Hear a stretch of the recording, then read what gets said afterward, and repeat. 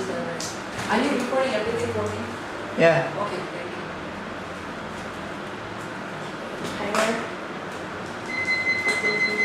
It's just Yeah, so no, Audrey comes out here yet. So she won't come. Right? roll around it. You have an eraser.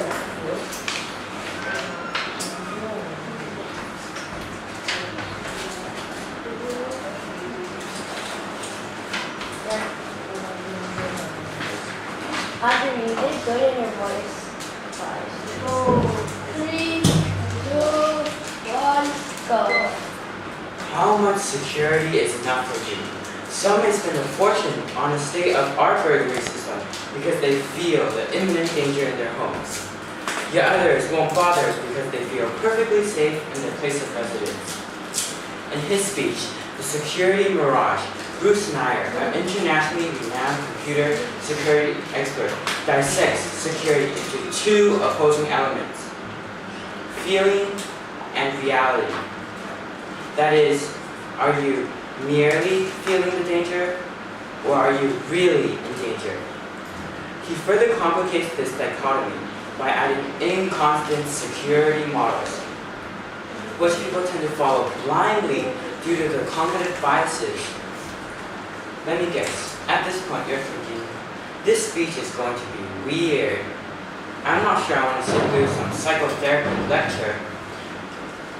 My response to that is, please don't leave. I know I'm not going to be jumping up and down screaming hallelujah to you, but this speech I'm about to deliver will entertain your intelligence. This guy, Schneier, he likes to appeal to the logos, not the pathos. So get ready for some serious thinking. Oh, by the way, if you want to make better decisions about security, Schneier says we need to ask this one question each time we obtain security. Was it worth it? Was it worth the trade-off? Okay, so here I go. Security is two different things. It is feeling and reality. You can feel secure even if you're not. And you can be secure even if you don't feel it. If you look at security in economic terms, it's a trade-off. Every time you get some security, you're always trading off something. Whether it's a personal decision, a burglar alarm in your home, or a national decision, invade some foreign country, you're going to trade off something. Either money or time. Convenience, capabilities, fundamental liberties. And the question to ask when you look at security is not whether it makes us safer, but whether it is worth the trade-off. You've heard in the past several years, the world is safer because Saddam Hussein is not in power. That might be true, but it is not relevant. The question is, was it worth it? Whether the invasion was worth it. That's how you think about security in terms of trade-off. Now, there's no right or wrong here. Some of us have a burglar alarm system at our homes, and some of us don't. It'll depend on where we live, whether we live alone or have a family, how much cool stuff we have, and how much we're willing to accept the risk of theft. Now, people have a natural institution of these trade-offs. We make them every day. Last night, at my hotel room, when I decided to double lock my door or go eat lunch, and we decided that food is not poison and we'll eat it. We make these trade-offs again and again, multiple times a day. We don't even notice them. They're just part of being alive. We do it. We all do it. So you think everybody would be good at making these trade-offs, yet again and again, we're hopelessly bad at it. We respond to the feeling of security, not reality. Now, there are several biases in risk perception. I will give you 4. First, we tend to exaggerate spectacular and rare risk and downplay common risk. Flying versus diving. Second, the unknown is perceived to be riskier than the familiar. People fear kidnapping by strangers, when data supports that kidnapping by relatives is much more common. Third, personified risks are perceived to be greater than anonymous risks. Bin Laden is scarier because he has a name.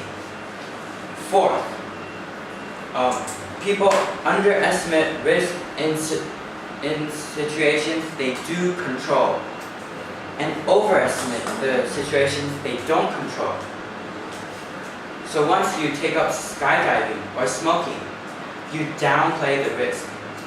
If a risk is thrust open upon you, terrorism is a good example. You'll overplay it because you don't feel that like it's in your control. There are a bunch of other cognitive biases. There are avoidability biases, which means that something is so common. Car crashes, domestic violences, those are risks that you worry about. And these cognitive biases do is that they filter between us and reality. As a result, that feeling and reality get out of whack. They get different. Now you either feel more secure, a false sense of security, or the other way, and that's a false sense of insecurity. Let me complicate things. I have feeling and reality. I want to add a third element, model reality. In the outside world, it doesn't change.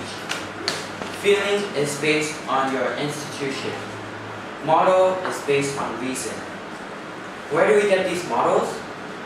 We get them from religion, culture, teachers and elders, media, elected officials, industry, and science. Health models are a great example. Think of cancer, bird flu, swine flu, SARS. All of our feelings of security about those diseases come from models given to us by science filtered through the media. As your model is close to reality, it converges with feeling. You often don't know it's there. A nice example of this is swine flu. When swine flu first appeared, initial use caused a lot of overreaction. There was that feeling of lack of control.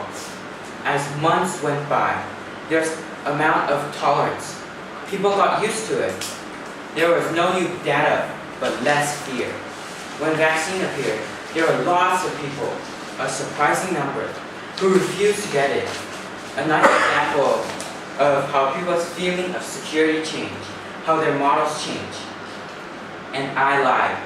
Remember I said feeling, model, reality? And I said reality doesn't change? It actually does. We live in a technological world. Reality changes all the time. But with both feeling and reality are important. I want to close with 2 quick stories to illustrate this. 1982. There was a short epidemic of Tylenol poisonings. It's a horrific story. Someone took a bottle of Tylenol, put poisoning in it, and closed it up. Put it back on the shelf. Someone else bought it and died. This terrified people. There wasn't any real risk, but people were scared. Those tamper-proof caps came from this. It made people feel better. It made their feeling of security match their reality. Last story. A few years ago, a friend of mine gave birth. I visited her in the hospital. It turns out when a baby is born now, they put a bracelet on the baby, put a corresponding one on the mother. So if anyone other than the mother takes the baby, the alarm goes off. I said, well, that's kind of neat. I wonder how rampant baby snatching is. I go home, I look up, basically never happens. So it's important for us, who design security, who look at security policy, or even at the public policy, in a way that affects security, not just reality.